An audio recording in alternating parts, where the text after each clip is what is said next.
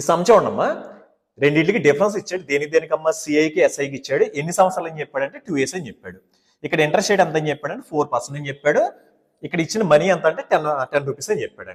ఇలాంటి సమ్స్ ఎప్పుడైనా ఇచ్చినప్పుడు ఇక్కడ మీరు ఏదైతే ఇంట్రెస్ట్ రేట్ ఇచ్చాడో దాన్ని మీరు అదే ఇంట్రెస్ట్ ని 4 into 4 కింద రాసుకోండి బై 100. అంటే దీని అర్థం ఏంటంటే 4 into 4 ఏమో 16 బై 100 ఎంత అంటే 0.16% వచ్చింది.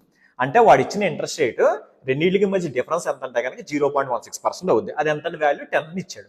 మనకు కావాల్సింది అది కాదు కదండి. ఏం అడిగాడు, ఫైండ్ ది సమ్ అని అడిగాడు. సో అప్పుడు మనం ఏం చేస్తామంటే 10 బై 0.16 అని వేయాలి. దీన్ని మనం ఎలా రాసుకోవచ్చు అంటే 100 into 100 బై 4 into 4.